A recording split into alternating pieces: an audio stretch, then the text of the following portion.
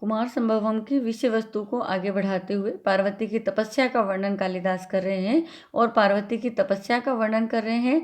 उसका जो समर्पण है, उसका जो त्याग है, उसकी जो लक्ष्य के प्रति एकाग्रता है, उसका जो दृढ़ निश्चय है, उन सब का और पार्वती का जो सौंदर्य है उसका वर्णन जो है कवि अपने इन पद्यों में निरंतर कर रहे हैं।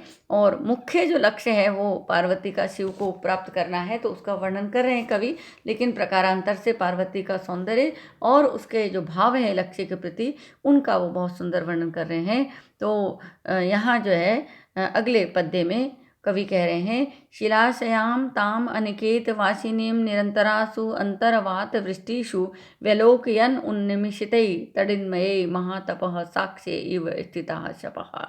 तो शिलाशयाम, शिला पर शयन करने वाली, शिलाशयाम शिला पर शयन करने वाली, और अनिकेताम उस अनिकेत वासिनीम, अनिकेत, निकेत यानी घर, अनिकेत यानी बिना घर के, यानी घर में नहीं, यानी कि बाहर खुले में रहने वाली, बिना घर के रहने वाली, निरंतरासु निरंतर, अंतरवात वृष्टिषु यानी हवा से युक्त वर्षा में, अंतर यानी बीच में, वात यानी हवा, वृष्टि यानी वर्षा। वर्षा ऐसी है वर्षा जिसमें बीच में हवा है, यानी हवा के साथ जो वर्षा हो रही है वो तड़िन्मये यानी विद्युत रूपी उन्मिषित नेत्रों के द्वारा जो है महान साक्षी जो है विशाल साक्षी के रूप में, गवाह के रूप में स्थिता इव मानो विद्यमान रहते हुए, शपा रात्रियां, वेलोकयन देखती थी, किसको?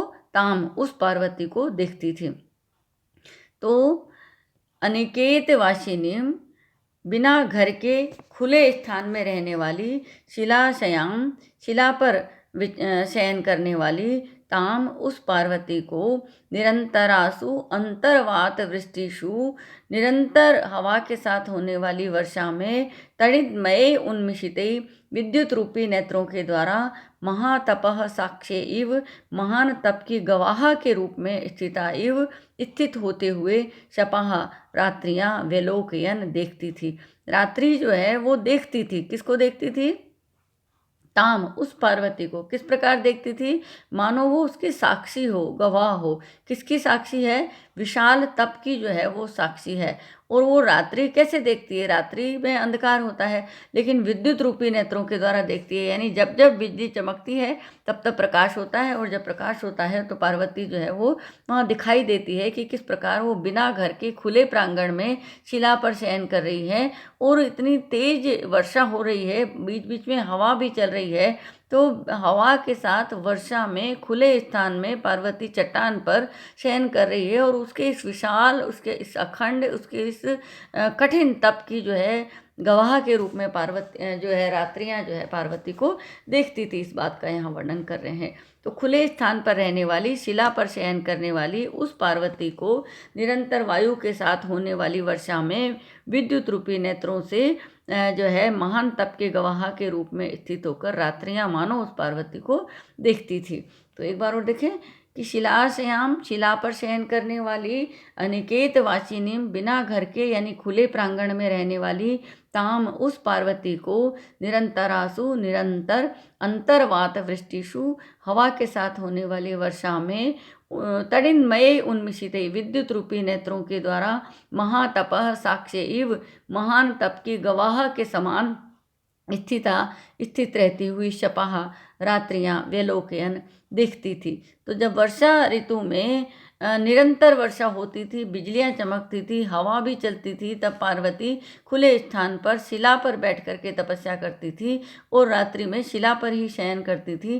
तो इस तरीके से पानी में, बरसात में, रात्रि में जो है पार्वती के तप के जो है ये रात जो है वो साक्षी हो गई है। तो बिजली जब चमकती है तो पार्वती दिखाई देती है। कवि उत्प्रेक्षा कर रहे हैं कि मानो जो है रात्रि उसकी साक्षी हो गई, विद्युत रूपी नेत्रों से वो उसको दिखती थी। तो शिलाशयाम शिला पर शयन करने वाली, अनिकेत वासिनीम बिना घर के रहने वाली, ताम उस पार्वती को, शपः रात्रियां वेलोकयन देखती थी। तो कैसे देखती थी? साक्ष्य मानो गवाह की तरह देखती थी। और किस माध्यम से देखती थी? तड़ितमये उन्मिषित विद्युत रूपी नेत्रों के द्वारा वो देखती थी।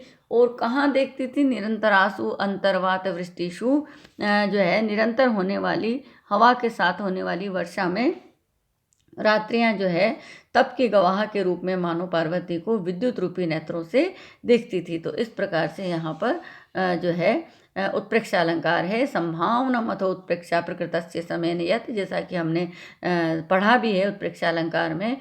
तो यहाँ पर जो है संभावना कर रहे हैं कि मानो पार्वती के गवाह के रूप में रात्रियां अपने विद्युत रूपी नेत्रों से पार्वती को जो है देखती थी। जो पार्वती शिला पर शयन करती थी, जो पार्वती घर में नहीं रहती थी, खुले में रहती थी, जो पार्वती निरंतर होने वाली हवा के साथ जो वर्षा हो रही है उसमें भी जो है वो तप कर रही है, इस तप की गवाह जो है वो रात्रियां हैं। तो इस प्रकार से यहाँ पर वर्णन किया गया है। आगे देखिए, निनाय सा अत्यंत हिमोत्करानिलः सहस्य रात्रिरुद्वास तत्परा परस्पराक्रंदनी चक्रवाकयो पुरो वियुक्ते मिथुने कृपावती।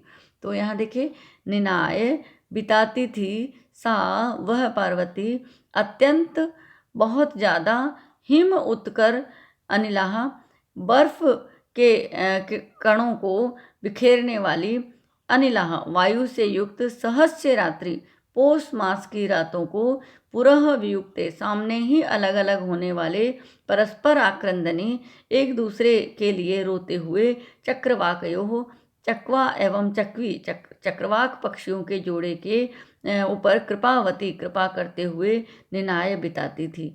वह पार्वती जो है वो रात्रि कैसे बिताती थी, इस बात का यहाँ वर्णन किया जा रहा है। तो निनाय बिताती थी, सा वह पार्वती, अत्यंत हिम उत्कर अनिलः अत्यंत हिम कणों के वर्षा जो है वर्षा करने वाली हवा से युक्त, सहस्य रात्रि पौष मास की रातों को, उद्वास तत्परा जल में रहते हुए, और पुरह वियुक्ते सामने ही अलग होने वाले, परस्पर आक्रंदनी चक्रवाकयो मिथुने परस्पर आक्रंदन करने वाले चक्रवाक पक्षी के जोड़े पर कृपावती कृपा करते हुए निनाय बिताती थी। पार्वती जो है पौष मास की रात्रियों को जल के अंदर रह कर के और बिताती थी। और पौष मास में बहुत ज़्यादा सर्दी होती है और रात्रि में बहुत ज़्यादा सर्दी होती है, जल में फिर और भी ज़्यादा सर्दी होती है, और बर्फीली हवाएं चल रही है तब और भी ज़्यादा सर्दी होती है। तो सर्दी की ये पराकाष्ठा है, शीत ऋतु की पराकाष्ठा है कि शीत ऋतु में सर्दी होती है, रात्रि में और भी ज़्यादा सर्दी होती है, रात्रि में पानी में और भी ज़्यादा सर्दी होती है, और पानी में खड़े हुए बर्फ वाली जो हवा होती है उस हवा में और सर्दी होती है, और हवा में भी बर्फ है तो और भी ज़्यादा सर्दी है। तो सर्दी की सीमाएं पार है, क्योंकि सर्दी में सर्दी होती है, सर्दी की रात्रि में सर्दी होती है, और रात्रि में पानी में सर्दी होती है। पानी में यदि भीगे हो तो हवा में बहुत ज़्यादा सर्दी होती है, और हवा जो है बर्फीली हो तो फिर सर्दी और भी ज़्यादा होती है। तो शीत ऋतु को सहन करने की पराकाष्ठा तक पार्वती जो है वो तप करती थी। और ऐसे पानी में खड़े हुए पौष की रात्रि में, पौष की रात्रि, सर्दी में भी पौष जो है वो उसमें बहुत ज़्यादा सर्दी होती है, तो पौष की रात्रि में जल में खड़े हुए जो है पार्वती चक्रवाक पक्षी पर कृपा करते हुए उसको बिताती थी। चक्रवाक पक्षी जो रात्रि में अलग हो जाते हैं तो उनको वो एक दूसरे से मिलने के लिए रुदन क्रंदन करते हैं।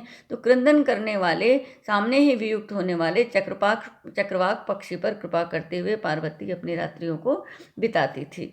तो उद्वास तत्परा जल में रहने वाली, सा वह पार्वती अत्यंत हिम उत्कर अनिलः अत्यंत हिम समूह से युक्त वायु वाली, सहस्य रात्रि पौष की रात्रि को, पुरह सामने ही वियुक्ते अलग होने वाले, परस्पर आक्रंदनी और आपस में एक दूसरे के लिए क्रंदन करने वाले, रुदन करने वाले, चक्रवाकयो चक्रवाक पक्षी के जोड़े पर, मिथुने यानी जोड़े पर, कृपावती कृपा करते हुए निनाय बिताती थी।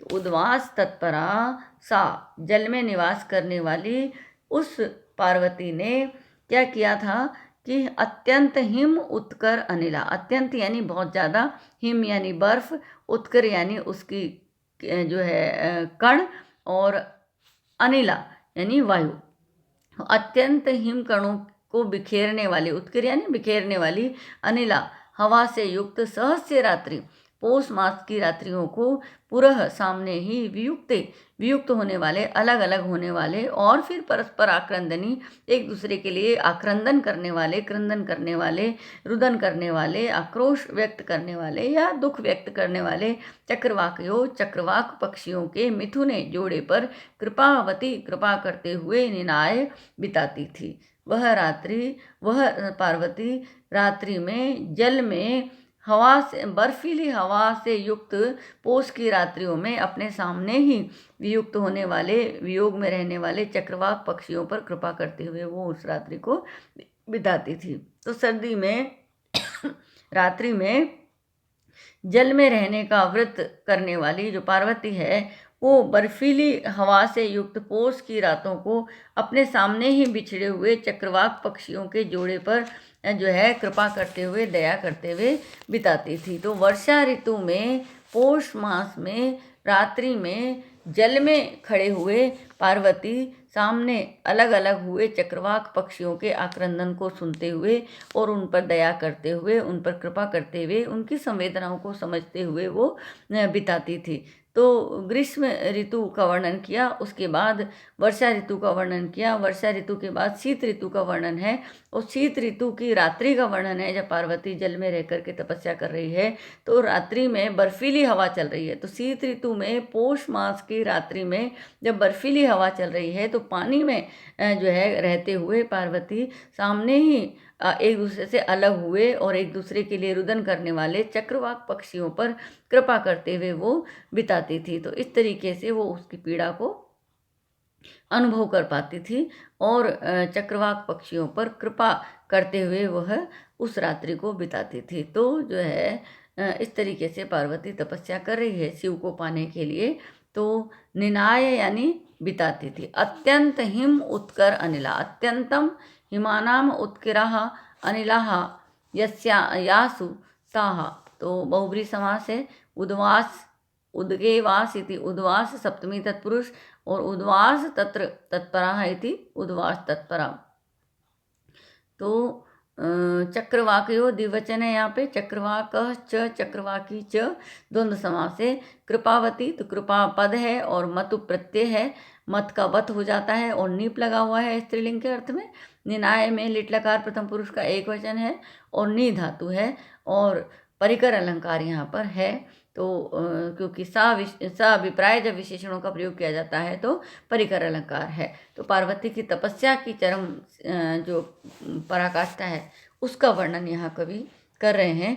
तो विद्यार्थी की जो तपस्या है उसकी तपस्या पार्वती की तपस्या की तरह होनी चाहिए। ये एक मंतव्य है इस पाठ्यक्रम में आपके इसको रखने का कि सर्दी, गर्मी, बरसात, मौसम, परिस्थितियाँ, इनको हम जो है अपने बचाव के हथियार के रूप में इस्तेमाल नहीं करके और इसको इसके ऊपर विजय प्राप्त करें। चाहे सर्दी हो, चाहे गर्मी हो, चाहे बरसात हो, चाहे वन हो, चाहे पर्वत हो, चाहे थल हो, कहीं पर भी हो, लेकिन यदि हम अपना लक्ष्य है उसको भूले नहीं और जो परिस्थितियाँ हैं उसके ऊपर विजय प्राप्त करते हुए तपस्या की ओर अग्रसर होते रहें। ये मंतव्य पार्वती की इस तपस्या के माध्यम से विद्यार्थियों तक संप्रेषित करना चाहते हैं। इसलिए ये पंचम सर्ग जो है विद्यार्थियों के पाठ्यक्रम में रखा है कि वो हमारा जो लक्ष्य प्राप्ति के लिए प्रयास है वो कैसा होना चाहिए, पार्वती की तरह होना चाहिए। और यहाँ जो विषय वस्तु है कुमार संभवम, शिव